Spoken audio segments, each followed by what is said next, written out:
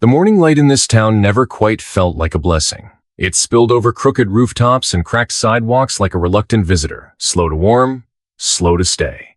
Every dawn in Cedar Hollow felt heavy, like the earth itself was burdened with secrets too dangerous to breathe aloud. Even the air tasted thick, heavy with the dust of forgotten grievances and whispered suspicions that clung to every corner. I was 17 when it all changed the moment my name was swallowed by the silence that settled like ash over the cracked walls of this place. Before then, I was like any other girl, with a careless smile of youth and hands quick to reach for the sky. I walked the narrow streets with my head held high, believing in the small kindnesses that make a life bearable in a town this tight-knit. But that summer, everything cracked open. The town is small enough that everyone knows everything, or at least thinks they do.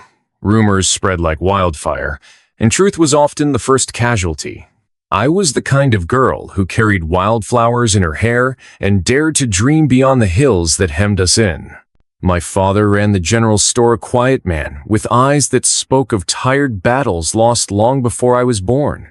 My mother had been gone for years, taken by the fever that left her ghost lingering in the empty corners of our home. People in Cedar Hollow liked to say I looked like my mother the way my eyes caught the light, just so. A mirror of the woman who once held me close. It was never said as a kindness. That spring, strange things began to shadow the edges of our town. Unseen eyes watching from the woods, murmurs carried on the wind, and figures slipping like ghosts along the ridge at dusk. Most people in Cedar Hollow refused to speak of them, as if naming the shadows might give them shape or power. Reverend Harlan called it a reminder that the wild still breathed beyond our fences. Sheriff Mason spat tobacco near the church steps and told anyone who'd listen to keep their heads down and their doors locked. I was drawn to those shadows, drawn by a curiosity that sometimes feels like madness. One afternoon, near the creek that cuts through the edge of town like a jagged scar, I saw him. He was alone, slumped against a tree, a deep wound bleeding down his arm. His eyes caught many a quiet plea, wrapped in a silence thicker than the heavy summer air. I didn't know his name then. I didn't know if he was friend or threat. But I saw something broken in him, something that refused to break entirely. I moved closer, slow, careful. I reached into my pocket and pulled out a strip of cloth, a ragged piece of red ribbon that had belonged to my mother. I didn't say a word. I didn't have to. He took it, tied it around his arm, and nodded once. That single gesture was enough to start a chain of events I never could have imagined. After that day, I kept returning to the creek, hoping to find him again. But he was gone. In his place, I found token stones smoothed by the river's current, feathers that drifted like forgotten prayers. Each gift felt like a thread pulling me away from the suffocating certainty of the town and into something I didn't yet understand. But Cedar Hollow noticed. People always notice when you step beyond the lines they've drawn. Whispers followed me down the dusty streets. Mrs. Campbell from the chapel said I'd been consorting with shadows. Old man Willis muttered about curses and sickness. When the red ribbon was found snagged on the fence post near the east trail, the whispers turned to accusations. Reverend Harlan called my father to the church. They spoke behind closed doors while I waited outside, my fingers clenched tight around the hem of my dress. When my father finally looked at me again, his eyes were hollow, no warmth, no recognition. That night, the Bible disappeared from the store counter, and so did the gentle voice I'd once known. 2 days later, the sheriff came. He wasn't alone. 2 men with faces carved from stone stood beside him. I was in the back room, sorting through sacks of grain, when the door slammed open. There was no warning, no chance to scream. A sack was pulled over my head, the world spinning into darkness as my legs kicked at the cold floor beneath me. I woke in a place that smelled of horses and potato barn, where shadows seemed to swallow hope whole. My arms were bound tight behind me, the ropes biting into raw skin. I heard boots shifting. A match struck. The hiss of hot metal kissing fire. They spoke of justice, of punishment, but the words felt like knives slicing through what little remained of my soul. They branded me. The pain wasn't just on my skin. It burned deep, a fire that etched itself into my bones, a word carved across my flesh like a curse I couldn't undo. When they were done, they left me there in straw, alone, broken. No one came. By dawn I crawled out, blood slick beneath my feet, dress torn and stained. I passed the chapel, the store, the schoolhouse I once dreamed of teaching in. Nobody looked, nobody helped. That absence, that invisible weight of being unseen, was worse than any scar. Widow Harris found me by the creek, wrapped me in a tattered quilt, and led me to a broken cabin on the edge of town far enough away that the church bells became a distant echo. She told me to stay hidden, to disappear where no one would claim me. I nodded. My voice had gone silent, buried beneath a ribbon of shame and fear. Weeks passed in the quiet ruins of that cabin. I ate what Widow Harris brought roots, stale bread, cold water, and traced the scar at night, as if knowing its shape could lessen the pain. It didn't. The town moved on without me. Weddings were celebrated. Children were born. The church bell rang Sundays, but sometimes stones would hit my door, words carved deep into the wood threats, reminders, a hatred I couldn't escape. Summer returned, wild poppies blooming on the hill where I once played. I began to walk again, slow and careful, always watching. My hair tangled like the memories I tried to forget. I mended the cabin roof with bark and old leather, patched my dress with cloth torn from abandoned sacks. I spoke only to the wind, to the ghosts in the trees, to the fragments of songs I remembered from a life before. And then he came back. The boy at the creek, older now, face weathered by silence and sun. Tacoma. He stood beneath the cottonwoods, watching without speaking, a presence both familiar and strange. I froze, heart pounding, the bucket slipping from my hands, splashing cold water at my feet. We did not speak. He did not cross the line that fenced my world. But his return was a quiet promise of something more than absence. The next morning, a rabbit lay cleaned and gutted outside my door, a gift left without explanation. My breath caught, hands trembling as I picked it up, feeling the weight of being seen. Days passed like shadows stretched too long, and the weight of silence settled even deeper around me. Tacoma's visits, though few and far between, became the fragile threads I clung to, the only evidence that I was not entirely alone in this world that seemed to have forgotten me. He never crossed the fence, never spoke a word, but his presence was a quiet rebellion against the endless loneliness that threatened to consume me. I watched the horizon from my crooked porch, the wild poppies swaying in the gentle breeze, their bright red a stark contrast to the dull gray of my existence. The scar on my side throbbed like a distant storm, a reminder of the violence I had endured, not just the brand burned into my skin, but the brand placed upon my soul by every whispered accusation and every averted glance. They called me cursed, a sinner, a shadow who brought darkness to their perfect little town. And maybe I was, in their eyes, but in my own, I was still breathing, still fighting to carve out a place for myself in a world that wanted me erased. The town carried on with its rituals of normalcy, the church bells ringing out their hollow sermons, the gossip swirling like smoke through the dry streets. They thought their silence was a weapon, but it was a cage. I learned to survive inside that cage, moving with quiet steps, speaking in whispers to the wind, gathering herbs to soothe the ache in my bones. Widow Harris was my only anchor. She came less often now, her visits like rare sunlight breaking through storm clouds.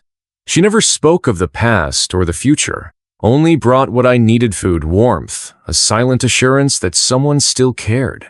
Sometimes she left small gifts, a bundle of dried herbs, a length of sturdy twine, a carved wooden figurine of a hawk.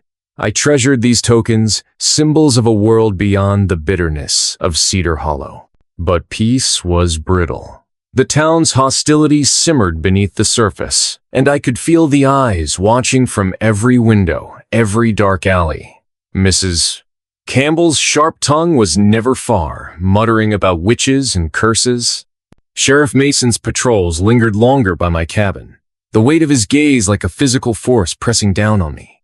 I kept my head low, but the fear never fully left. It was a constant companion, a shadow that grew larger with each passing day.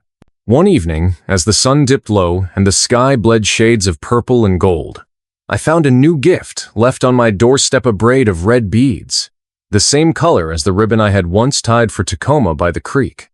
My hands trembled as I held them, the cool weight of the beads a balm against the cold ache in my chest. It was a silent message, a reminder that someone was still watching, still reaching out. That night, sleep eluded me. My mind wandered through memories. I tried to bury the laughter that once filled my home, the warmth of my mother's embrace. The moment the sack was pulled over my head and the world went dark, I traced the scar with trembling fingers, feeling the rough edges beneath my skin, the story it told without words. Taken. A word meant to break me, but instead it marked the beginning of my fight. The days grew shorter, and autumn crept into Cedar Hollow like a thief stealing warmth. The cottonwoods turned gold and then shed their leaves in silent surrender. I wrapped myself tighter in the patchwork blanket Tacoma had left, each stitch a prayer, a promise of survival. I began to hum again. Softly at first, a fragile melody that filled the cabin with something like hope. Tacoma's visits became a rhythm, never daily, never predictable, but always a moment of light in the encroaching darkness. He never spoke of the past, never asked for explanations. His presence was enough, a silent vow that I was not alone. One evening, as the chill of night settled over the hills, he came bearing a necklace strung with obsidian chips and carved bone. I held it in my hands, feeling the cool weight and the care with which it was made. He watched me with eyes that held no judgment, only understanding. I wore it beneath my dress, close to the scar, where the brand lived like a secret. Slowly, the edges of my world began to shift. I found myself tending the small garden I'd planted beneath the cabin window, coaxing herbs from the stubborn earth. I mended my clothes with scraps of cloth, each patch a symbol of resilience. I spoke less to the ghosts of my past and more to the wind, to the rabbits that skittered beneath the porch, to the promise of something new.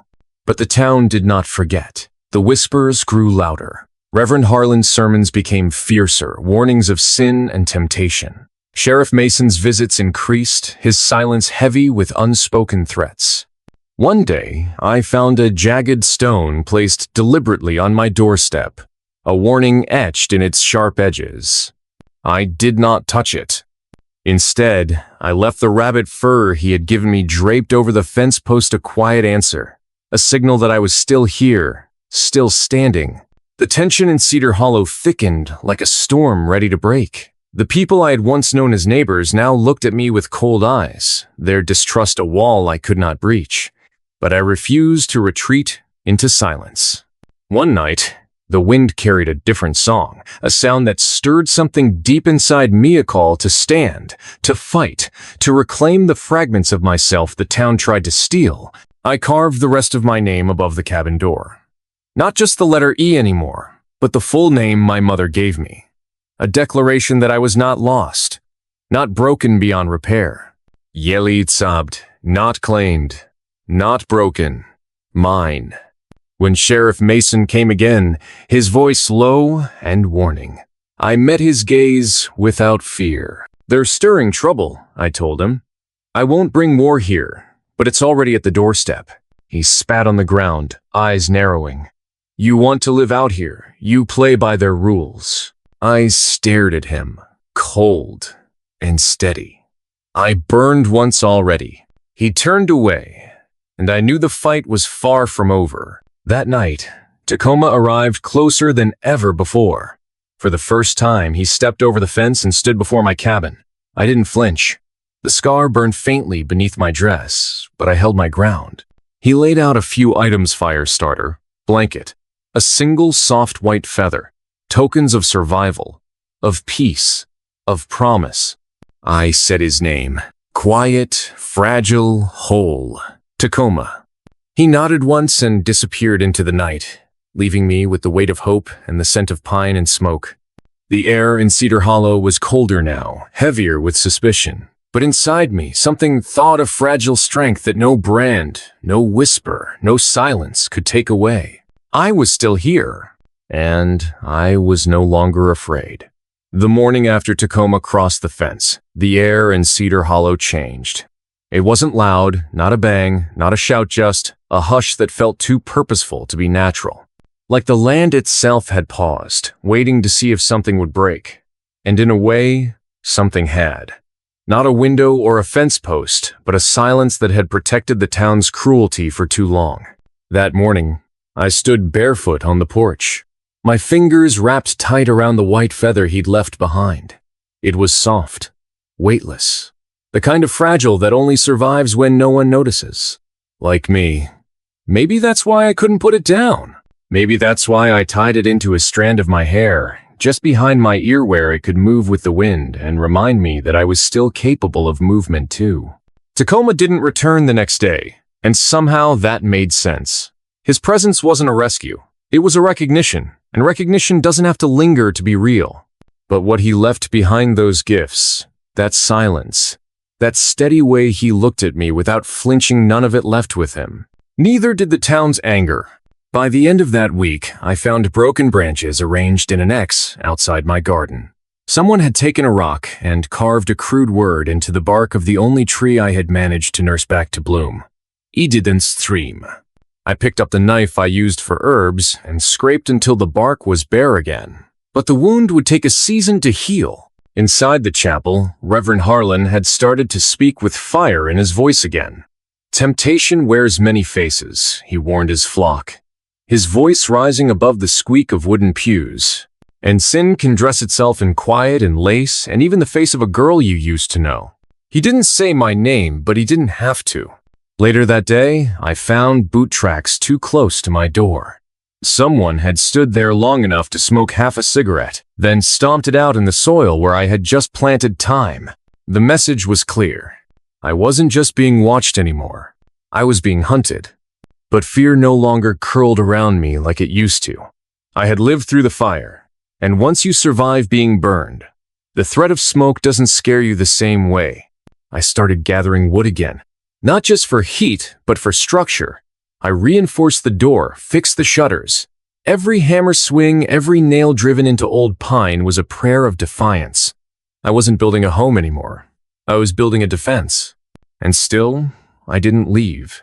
Because this land, this crooked shack, this patch of stubborn earth, this wild hill where poppies still dared to bloom was mine. I had bled into it. I had screamed into it. I had healed on it. They could mark my skin, curse my name, poison the air with lies, but they couldn't erase the roots I'd grown. Not anymore.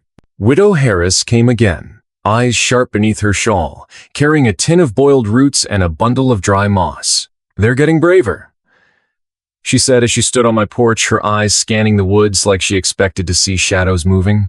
The men who hide behind words, the ones who used to speak in whispers, are starting to speak out loud. I know, I said. My voice didn't tremble. She looked at me, long and hard, then placed the bundle in my hands. Then, you'd best make yourself louder. After she left, I sat by the window for hours, stitching the feather into the collar of my shawl. Each thread a memory of who I was before they took my name and turned it into a wound. That night, I found a piece of bone carved into the shape of a hawk tucked under the windowsill. He had been here. Tacoma. He didn't knock. He didn't wait. He never did. But the offering was clear. Protection, recognition. A sign that I wasn't alone. I clutched the hawk to my chest and breathed. Not like someone desperate. Not like someone drowning. I breathed like someone who remembered how lungs were meant to work when they weren't crushed by fear. The days that followed were quiet, too quiet. And then came the thud. One afternoon, just after the sun passed the ridge, a noise hit the side of my cabin like a threat. I rushed to the door and found a dead rabbit nailed to my wall, its body stiff, its eyes wide, its chest torn open. And next to it, carved deep into the wood, one word. Witch. My knees weakened for a moment, just one. But I didn't fall. I pulled the rabbit down, buried it behind the poppies, and spent the next hour sanding the wood until my hands bled. When I finished, I carved something else over where their word had been. Alive. They wanted me shamed. They wanted me erased. They wanted the girl from the barn to vanish into whispers. But I wasn't that girl anymore. And I wasn't vanishing. Not for them. Not again. 2 days later, Tacoma returned. But this time, he wasn't alone.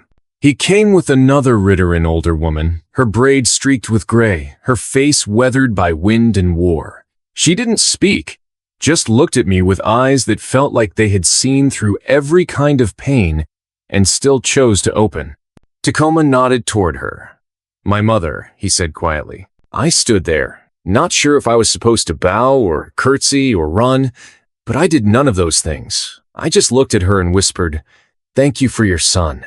She smiled, not wide, but real. Then she handed me something wrapped in Deskina's small pouch of healing salve and a bundle of yarrow. I understood what she was offering: care, kinship. A bridge built not on pity, but on understanding. They didn't stay long. Just long enough to place a few stones around my garden. Just long enough to mark the land with something older than the town's hate. When they rode off, the trees swayed as if bowing in respect. That night, I lit every candle I had. Let the flame dance against the walls like fireflies reclaiming the dark. The next morning, I braided my hair with both the feather and the beads. I wore the obsidian necklace close to my scar and wrapped myself in the blanket stitched from the hides he'd left. I didn't wear shame anymore. I wore survival. And I wore it like armor. They always say the quiet before a storm is the worst part. But I disagree. The worst part is knowing the storm isn't weather, that it walks on 2 legs, wears familiar boots, and speaks with a voice that used to tell you stories when you were a child.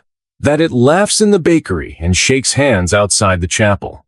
That it prays with a Bible in one hand and a match in the other. In Cedar Hollow, the storm had names, and they had begun to gather. It started with glances, sharpened and thrown like knives.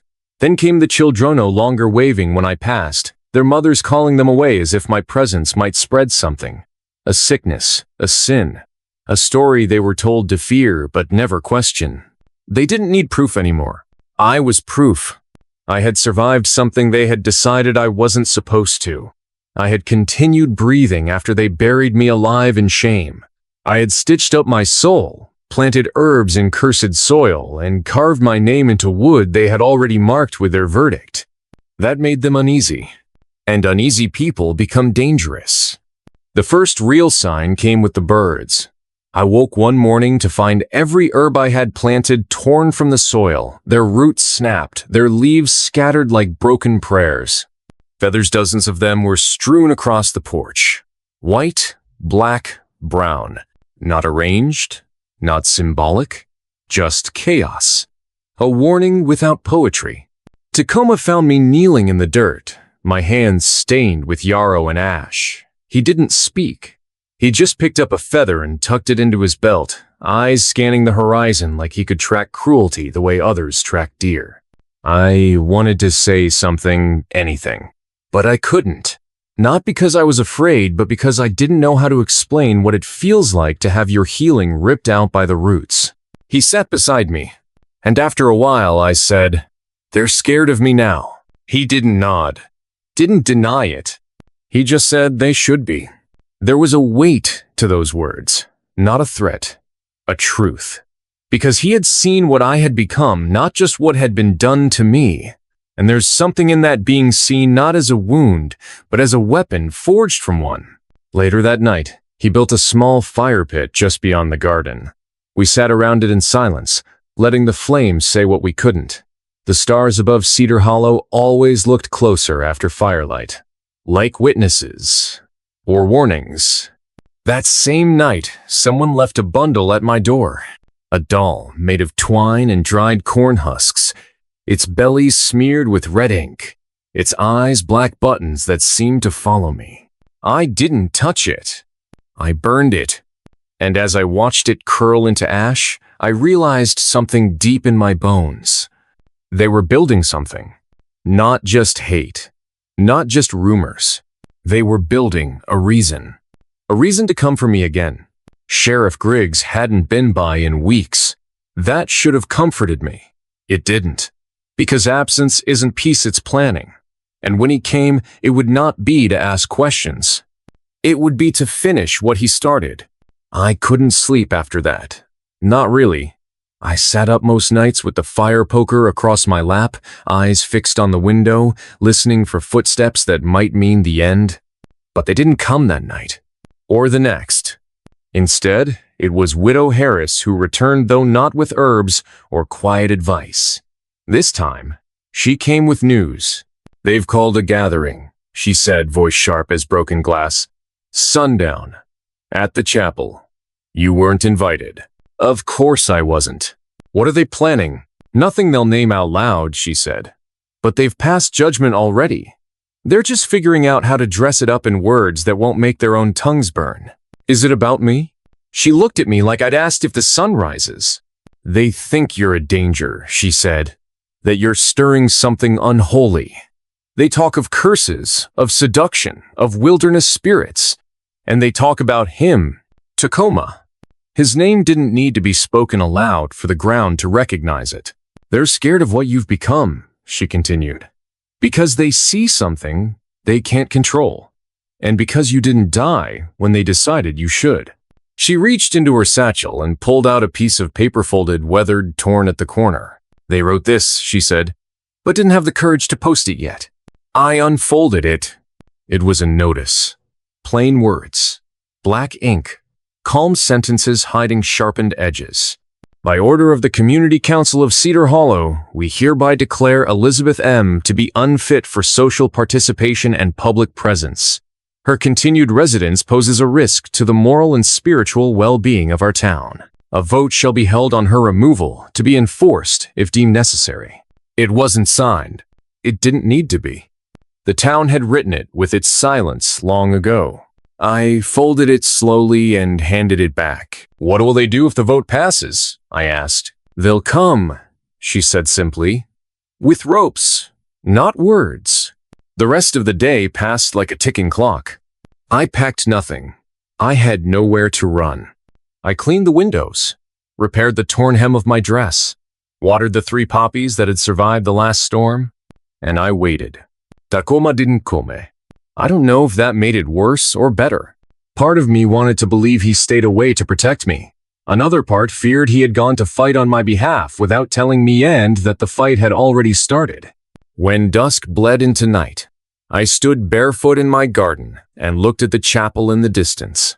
I could see flickers of lantern light through its stained glass, hear the murmur of voices, the kind that swell when truth is no longer welcome. They were voting, deciding if I still counted as human. I didn't wait for the outcome. I walked inside, took the fire poker, and placed it by the door. Then I sat on the floor and stared at my reflection in the window. My hair had grown long again, my scar no longer burned. And the woman staring back at me didn't look like someone who needed to be saved. She looked like someone who had already done the saving. Myself. When they finally came, it wasn't with shouts. It was with silence. The kind that presses against your windows like breath, that creeps in through the floorboards and settles in your lungs before you even know you're breathing it. I had expected torches, maybe pitchforks or ropes slung over shoulders with shaking hands. Instead, they came in black coats and boots that didn't echo on the grass. They moved like shadows, coordinated, slow, ritualistic. Like this had been practiced. Because it had. This wasn't a mob. It was a procession. I watched from the floor of my home, cross-legged by the fire that no longer warmed me. My hands didn't shake. I thought they would. I waited for the panic to rise, but something in me had gone still. Not numb. Ready. Through the cracked window, I could see the outline of Sheriff Griggs. He stood at the front, holding a rolled parchment in one hand and something heavier in the other. I didn't need to see it to know it was the same iron branding rod he had used the night he sentenced me with fire and silence. Behind him, the others stood in a half circle. Men I'd once bandaged, women I'd once given teas to soothe childbirth pains. Even Pastor Wright, who used to offer me warm bread after long sermons. They were all here, and none of them looked me in the eye. I rose slowly and opened the door before they could knock. The air was thick with the smell of lantern oil. Griggs cleared his throat like it pained him. "Elizabeth Margaret, we've convened, and by unanimous vote." "Spare the preamble," I said quietly. He blinked it. "We've decided your presence endangers the moral sanctity of Cedar Hollow. You've been offered chances to repent, to leave quietly. You refused." "I stayed," I corrected him. "Not refused. Stayed. There's a difference. We can't allow the devil to take root where God's house stands," he muttered. "So this is your last chance. And if I don't leave?" His silence told me everything. They weren't here to send me away. They were here to make me an example. Pastor Wright stepped forward and held up a Bible with cracked corners. "We're not cruel, Elizabeth. We'll give you until first light. By then, if you're still here, you'll face righteous consequence." Righteous consequence. What a beautiful way to say burning alive. I looked at the men and women behind him. No one met my gaze. Except one. At the edge of the group, barely visible in the flickering light, was a boy, no older than 10. Wide eyes, hollow cheeks. His name was Jonah. I remembered his mother had died 2 winters ago, and I'd made him a sleeping sachet from lavender and lemon balm to keep the nightmares away. He was clutching it now. Even in the dark, I could see how tightly he held it, how his eyes darted between me and the sheriff, as if trying to calculate how long it would take to run. He was afraid, not of me, of what he was watching. I met his eyes. Not with fear, not with sorrow, with defiance. And I closed the door. The night stretched thin, tight as thread across a fraying needle. I didn't pack. I didn't run. I sat by the fire and listened to the crackle of wood as if it might speak. And perhaps it did. Every flame a memory. Every spark a warning. I thought of Tacoma. Where was he? Why hadn't he come? Had they silenced him first? Was he laying in the woods somewhere, blood drying on his lips, betrayed by the very ground he trusted? Or worse, had he chosen to stay away? I shook the thought from my head like a curse. He wouldn't leave me. Not him. But sunrise was coming. And still he hadn't come. I stepped outside when the stars began to fade. A strange calm blanketed the field. There were no birds, no rustle of foxes in the brush, just stillness, unnatural, expectant. Then I saw it. Smoke. Not from my home, from the chapel. A slow, thick trail curling toward the sky. The chapel bell began to toll. It wasn't Sunday. It wasn't a call to worship. It was a signal. They came with buckets, with shovels and ropes, with scripture in their mouths and fear in their eyes. I watched from the edge of the woods as they gathered around my home, my garden, my life. Tacoma's fire pit, the herbs, the porch swing that had once belonged to my mother. They didn't speak. They just began to pour oil along the windows. And that's when I moved. Not toward them, but toward the chapel. I don't know what drove me there. Maybe instinct, maybe something deeper. The doors were already open. Inside, the altar was bare. The pews were empty, except one. In the very back, hidden by shadow, sat a woman in a red shawl. Widow Harris. She didn't turn when I entered, just spoke softly. "They're doing it now, aren't they?" "Yes. And you came here to stop it?" "No," I said. "I came here to remember why I won't let them win." She turned then, and I saw something in her eyes I hadn't seen before. Not sorrow, pride. She rose, walked to me, and handed me something wrapped in cloth. When I opened it, I froze. It was a knife, not a weapon. A carving blade. Old, used, balanced. "This was your mother's," she said. "She kept it in the floorboard of the kitchen." I didn't know. "You weren't supposed to." I looked down at the blade. "What do I do with this?" "Whatever you must." When I returned to my home, it was already surrounded. Sheriff Griggs was lighting the first torch. Tacoma stood in front of him, blood on his cheek, mud on his hands, eyes blazing, She doesn't run, he said. And she doesn't burn. She's not your concern. Griggs barked. Stand down! She is my concern. You all made her yours the day you threw her into the fire. Now she belongs to no one but herself. Griggs raised the torch higher. That's when I stepped into the clearing. The torch stilled. Griggs turned. She's here, someone whispered. He didn't speak. I didn't have to. I walked past Tacoma, past the bucket holders, past the whisperers. I stood before Griggs, inches from the flame, and then I dropped the knife. Right at his feet. I won't fight you, I said, but if you burn this house, if you light that torch, you do so not to protect this town. You do it to kill the truth that scares you. The torch shook, because I lived. He stepped back. The fire sputtered, and Jonah, the boy, stepped forward, holding his lavender sachet in his tiny hands. She saved me, he said quietly. More voices joined him, soft, then louder. She helped me walk again. She fed my children. She sang when no one else did. She reminded me how to breathe. One by one, they stepped forward. Not many, but enough. Griggs stared at them, then at me. Then he dropped the torch, and the fire didn't come. I felt the air shift before I even opened my eyes. That morning came heavy, like a curtain drawn too tight, the kind that doesn't let light in, only pressure. The wind outside howled with more anger than chill, and the rustle of leaves sounded like something warning me to stay hidden. For days, the tension in town had thickened like storm clouds that refused to break. I knew what it meant. They were waiting for something to ignite, for a reason to act, for someone to point and say, there, that's where the rot begins. I had become that rot to them. At first, the signs were small, easy to ignore if I wanted to lie to myself.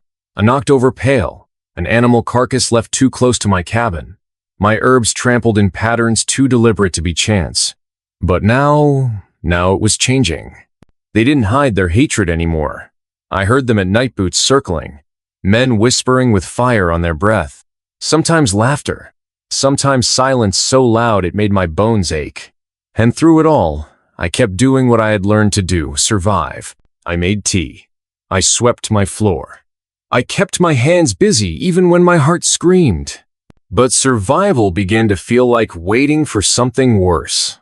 I remember sitting by the window that day, clutching the small wooden wolf he had carved for me. My fingers traced its ridges over and over, trying to pull strength from it. I didn't know if he would return. The last time I'd seen him, he had looked at me like he knew something was coming, something he couldn't stop. And maybe he couldn't. Maybe none of us could. I didn't want to believe that. But belief is a luxury when you're standing on ground that trembles beneath your feet. Widow Wren came again, earlier than usual. She didn't say a word. She just placed a bundle of firewood near my steps and handed me a jar of dried herbs. Her eyes didn't meet mine, but her hands lingered when she passed the jar. The roots are bitter, she finally said, but they clear the blood. Then she turned and walked away, her back stiff like she was bracing for a blow. I knew then. Something had been decided. Later that evening, I found a mark burned into the side of my cabin. Not a letter, not a word, just a circle with a slash through it, clean, intentional, permanent. I stood staring at it for a long time. It looked like a wound, a warning, or maybe a verdict. The flames in the fireplace behind me crackled like laughter, cruel and distant. My hands shook as I reached for a bucket of water and tried to scrub the mark off, but it didn't fade.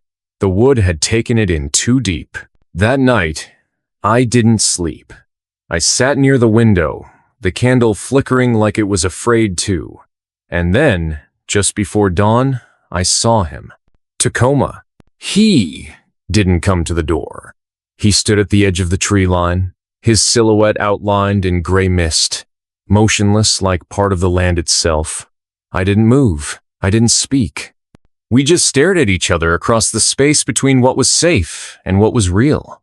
And in that silence, I felt something settle in me like a stone in water, not heavy but final. I opened the door and stepped outside. The grass crunched beneath my bare feet. The air was cold enough to bite, but I didn't care. I walked toward him slowly, not rushing, not hesitating. When I reached him, he looked at me with eyes that didn't blink, didn't question. He just waited. I placed the wooden wolf in his hand and closed his fingers around it. "I'm not running," I whispered, "but I don't know what I'm standing for yet." He nodded once. Then, from the leather pouch at his side, he pulled out a length of cloth deep red, almost black in the shadow sand, wrapped it around my wrist like a promise. Not tight, not binding, just enough to say, "I see you." Then he was gone again, swallowed by the trees like he had never been there. But he had. The next morning, I wore the cloth like armor. I braided my hair back, not for beauty, but because I wanted to feel controlled, grounded. I cleaned every surface of my cabin with a fury I didn't recognize. I planted new herbs. I stitched patches over tears in my dress that didn't need patching. I made tea. I sharpened the small knife I used for gathering roots. I didn't know what was coming, but I knew it was no longer enough to just endure. That afternoon, 3 horses approached. I heard them before I saw them, hooves slow and steady, like judgment arriving in rhythm. When I opened the door, Sheriff Mercer was in front. He didn't bother dismounting. Behind him were 2 ranch hands, faces half covered by scarves, like cowards pretending to be men. Mercer's eyes roamed over my cabin, my garden, my skin. He smiled, but there was nothing warm in it. "You're still here," he said. "I am," I replied, keeping my hands in view, fingers tight around the doorframe. He tilted his head, mock thoughtful. "People in town are nervous. Say you've been consorting again." I didn't answer. He leaned forward in the saddle. "They want peace, girl. And peace comes easy if trouble doesn't make itself too comfortable." The red cloth on my wrist caught the light. His eyes narrowed. "You marking yourself now?" he asked, his voice coiling like a snake. "I'm not hiding anymore," I said. He stared at me for a long moment. Then he turned his horse, signaling the others. "Then don't expect anyone to protect you when it breaks," he said. And just like that, they were gone. But their words didn't leave. They lingered in the air like the smell of smoke. That night, I packed a small satchel knot to run. But because I understood now, strength wasn't just staying. It was choosing how you stayed. I placed the wolf pendant, the red cloth, and a vial of dried mint inside. I braided my hair again, tighter this time. Then I lit a single candle and sat by the window, waiting for the sound I knew would come. And when the boots came fast, scattered, angry, I didn't flinch. I had already chosen. That night, the air didn't carry the usual chill. It carried fire. Not the kind you see in flames, but the kind you feel when something is about to break, when breath shortens and the skin begins to tingle, as if the body itself is warning the soul, "Prepare." I knew they were coming before I heard them. I could feel it in the stillness. Everything had gone quiet. The birds, the wind. Even the trees that usually swayed and creaked with life were still, frozen like sentinels watching the edge of war. When the boots finally stomped into the clearing, it was almost a relief. At least the silence was broken. At least now it was real. I stood at the door, heart pounding, but not from fear. Not anymore. It was something different, something rooted in the ache of a long life lived under others' rules, something ancient. It was resolve. They came in groups of 3 and 4, with torches, ropes, and the kind of eyes that had already made up their minds. I counted 9 of them in total. The sheriff was not among them. Coward. They didn't shout. They didn't storm forward. They just circled, slow and sure, like wolves preparing to feast. And in that moment, I saw who they really were. Not protectors, not neighbors, not men. Just scared boys who had grown tall enough to reach for weapons.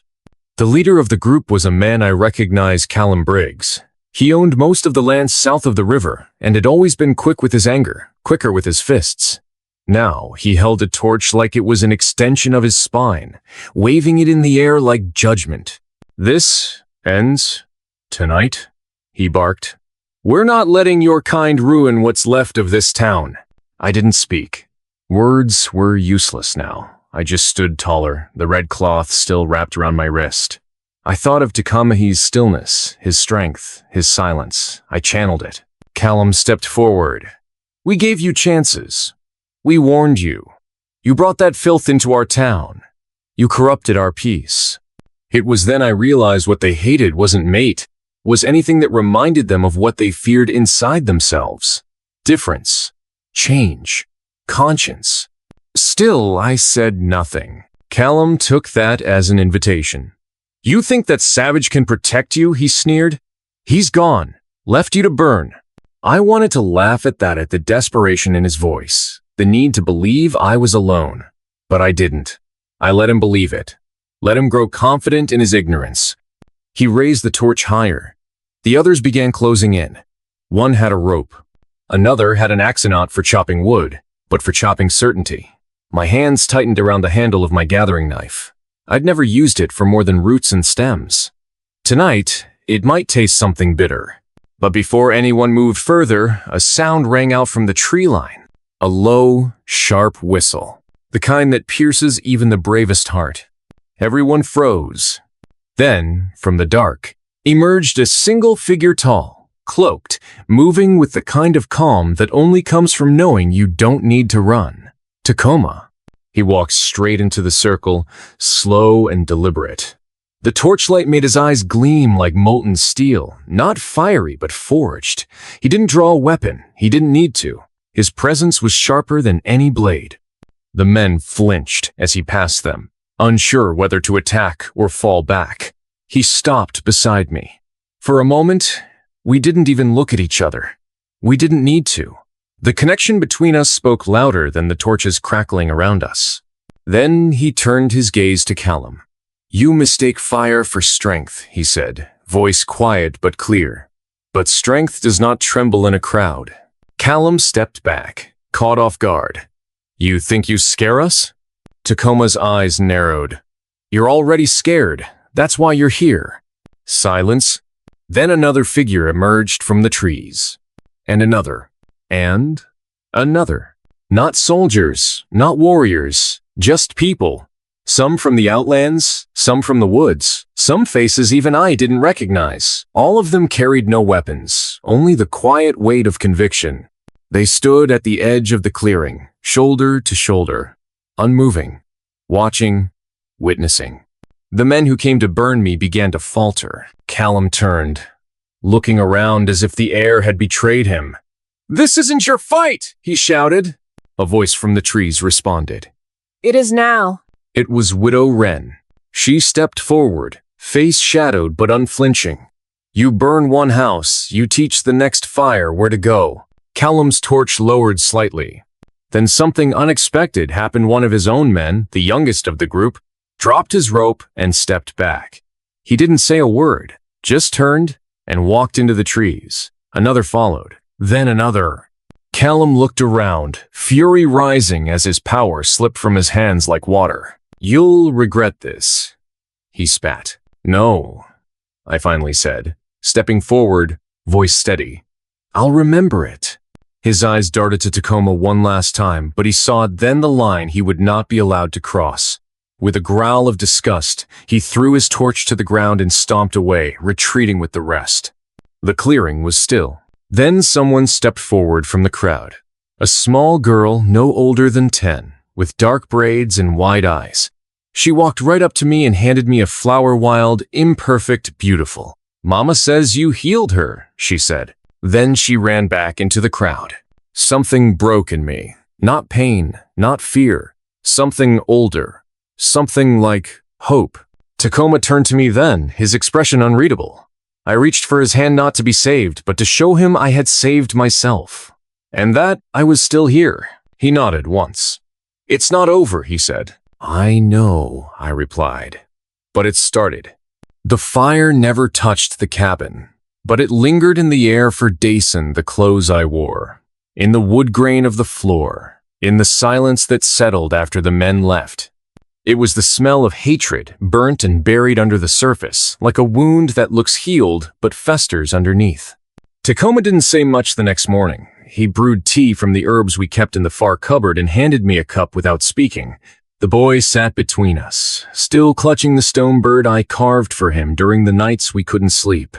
He hadn't said a word since the confrontation, but I saw something in his eyes now less fear, more confusion, as if he'd seen power used not to protect, but to threaten, and now the world no longer fit into the neat lines he'd drawn around it. Outside, the forest was alive again. Birds returned to the trees, squirrels scurried across the branches, and the wind resumed its whisper. But the people didn't come back. At least, not at first. Widow Wren had stayed that night in a chair beside the fire, saying nothing, just sitting with the heavy stillness of someone who knew what loneliness looked like in others. Before she left, she pressed a small cloth bundle into my handseats. "From the riverbank," she said. "They grow strong roots, even in bad soil." I wasn't sure if she meant the plants or us.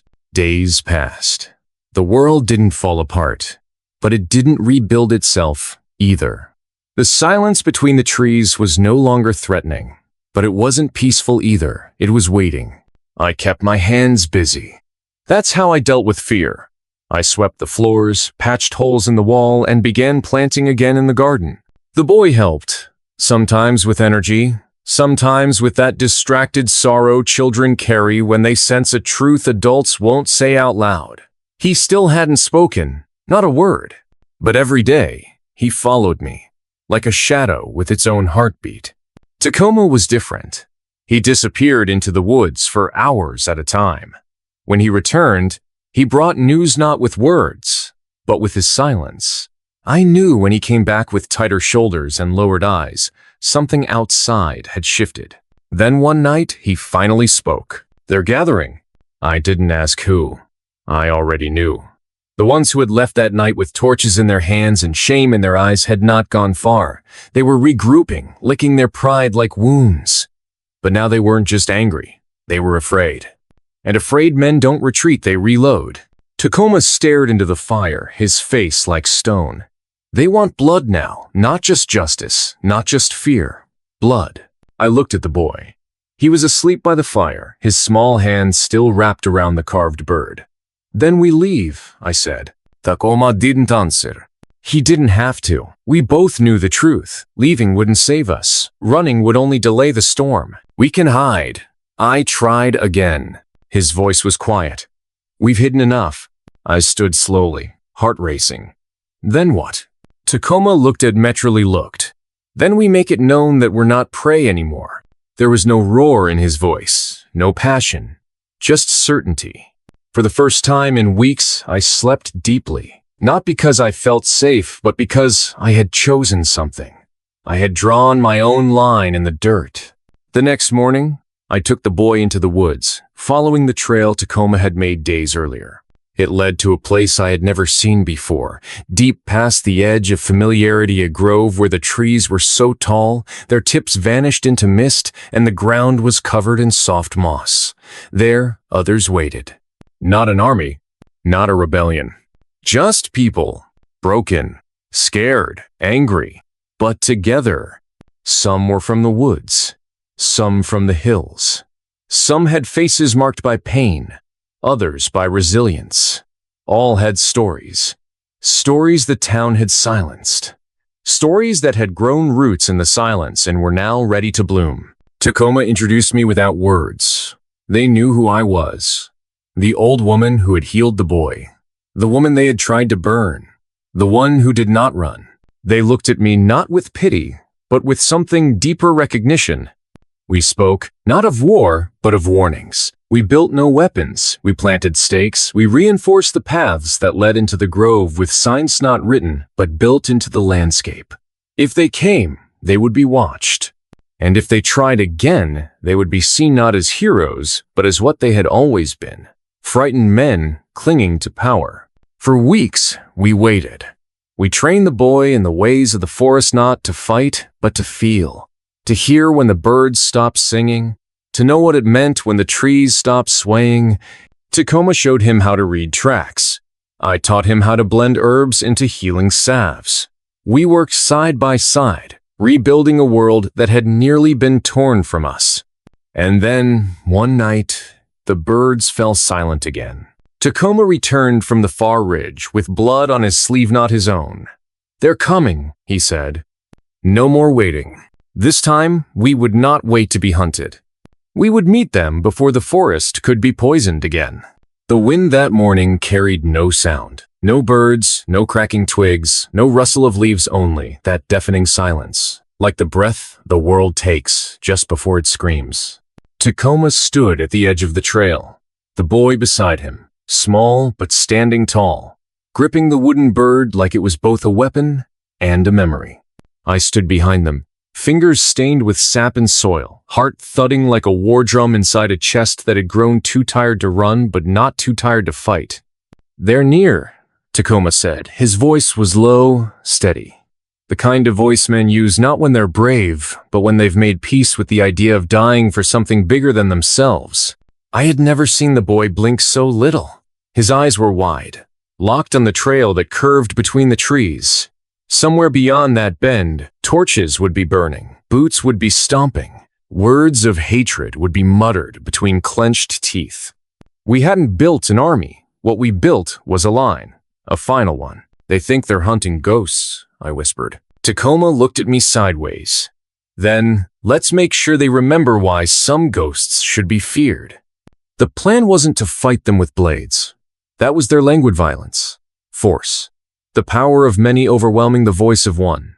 We had no use for that. What we had was terrain, memory, unity, and something they never understood. Conviction. The grove was ready. We'd spent weeks laying it out pathways that narrowed intentionally, roots exposed to trip the hurried foot, ash spread to dull the sound of movement. It wasn't about stopping them. It was about slowing them long enough for truth to catch up. We heard them before we saw them. Men shouting names they didn't understand, calling for fire to cleanse what they feared. They wore symbols carved into wood, old emblems passed down from their grandfather's shade wrapped in heritage. They moved like hunters, but with the clumsiness of those who never learned the woods, only feared them. Tacoma stood in their path first, unarmed, alone, and when they saw him, they stomped. He said nothing, just lifted one hand. That's when the voices began. Not from him, from the woods, from every direction, voices rosemen, women, even children. They didn't shout, they didn't scream, they told what had happened. Told what had been lost, what had been taken. Each story wrapped itself around the ears of the intruders like chains of truth. No single voice could overpower them, but together they became a thunder that could not be ignored. The men hesitated, and that's when I stepped out. They remembered me, not from that night but from before. I was the woman who had once helped their wives give birth, who had stitched the knees of their sons, who had sung songs to calm storms while their windows shook, but they had chosen to forget all that. They had rewritten me into a monster, and now, seeing me again alive, defiant, they didn't know where to put their hate. So one of them broke the silence. A torch flew through the air. It landed not near us but at the foot of a tree they hadn't noticed. It was marked with red paint. Adekoi. The flames shot upward. They howled and cracked. But the forest didn't catch, because it had been prepared, drenched in water, lined with moss. The fire choked on damp roots and died in its cradle. And in that moment they knew this wasn't a massacre waiting to happen. It was a trial, and they were the ones being watched. One by one, they started to lower their weapons. Not out of shame, but confusion. The illusion had shattered. What they had come for didn't exist. There was no evil spirit, no dark witch, no feral child with cursed blood.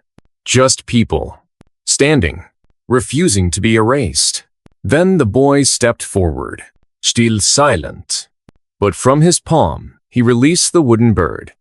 It floated down gently, landing in the grass between us and them. A gesture older than war. Not surrender, not peace, but offering. One of the men stepped forward. His name was Halder. He was the first to raise a torch that night and the last to speak now.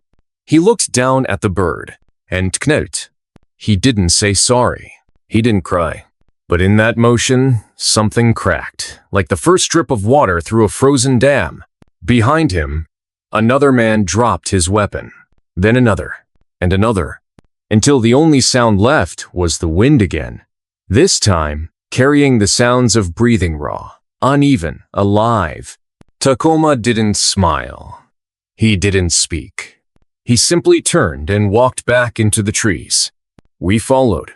The cabin was still standing when we returned. The fire inside was warm. The silence was softer. The boy sat near the hearth and took out another piece of wood. He began carving. Not a bird this time. A tree. The kind that bends in storms but doesn't break. The kind that shelters. That lives long enough to grow stories in its rings. I sat beside him, watching his hands. "Do you think it's over?" I asked. Tacoma sat in the doorway, watching the moon. "No," he said, "but it's changed."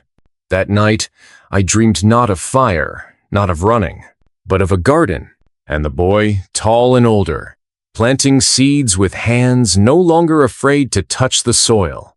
There's a silence that comes after a storm. It's not peace, it's something deeper. A kind of stillness that wraps around you and reminds you that you survived, but not without change. Weeks passed. The forest began to breathe again. The old trees, once blackened by fear and flame, now shimmered with quiet resilience. The moss returned, green and thick, and flowers bloomed in places that once only knew footprints of the hunted. The cabin stood stronger than ever, not because its wood was tougher or its roof newer, but because something had shifted inside it. The boy no longer checked the door every 5 minutes. I no longer kept the axe beside my bed. And Tacoma. Tacoma had started to smile not often, but when he did, it was real. The boy carved daily now. Wooden figures covered the shelves, animals, trees, stars. But there was one he never showed anyone. I caught a glimpse of it once, hidden beneath the floorboard. It was a carving of me. Bent over a fire, holding a small hand in mine, my other hand raised to shield him from something unseen. It broke me in the quietest way. One morning, the wind brought new sounds again. Not boots, not torches. Laughter. Children's laughter. They came from beyond the rich families we thought had turned away. Families who had once spat near the old woman's feet or whispered that the boy brought bad luck. Now they came barefoot, bearing baskets and songs and stories of their own. They came not to forget what happened, but to start something else. A school was built not with chalkboards and bells, but with circle logs around the fire, where the children listened to stories and learned how to listen to the woods again, how to respect the silence, how to speak only when your words could heal, not harm. Tacoma became the one they looked to when disputes arose. Not a leader, a keeper of balance, of memory. And the boy? He taught them how to carve, but only after they planted something first. A tree, a flower, a promise. That was his rule. Years later, on a cold morning wrapped in fog, the boy came to me. He wasn't a boy anymore. His voice had changed, his eyes had seen things no child should have, and his hands were marked not by scars but by craft. He handed me something wrapped in cloth.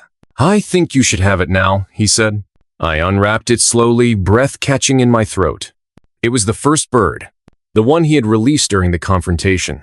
But now, its wings were gilded with fine lines of gold. Not flashy, subtle, like veins of light in old wood. I looked up at him, unsure of what to say. He just smiled and said, "You taught me what to do with broken things." Tacoma passed that winter, peacefully, near the fire, his eyes on the moon, as if watching the sky for someone he knew long ago. We buried him beneath the tree the boy had carved in Part 10, the tree of bending, of sheltering, of surviving. And every year, on the coldest night, the villagers come together around it. They don't celebrate his death.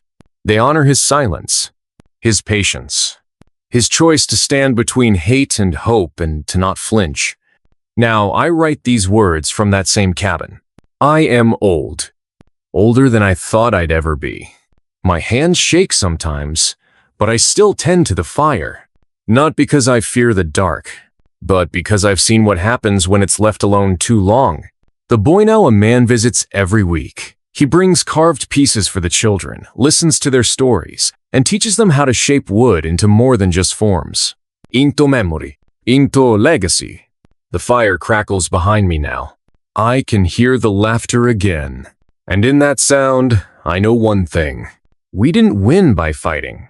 We won by staying, by planting our roots in truth, and refusing to be moved. And as I sit by the fire one last time, watching its gentle light dance across the carved memories on the walls, I realize this was never just our story. It's a story for anyone who's ever been broken, cast aside, or forgotten yet, still found the strength to protect, to endure, to love. If these flames have warmed your heart, if this journey carved a mark on your soul, then let it live on. Share this story with someone who needs to believe again. Subscribe for more tales that remind us we're not alone. And leave a comment because even in silence, your voice matters. Sometimes, a single story can become someone's reason to stay.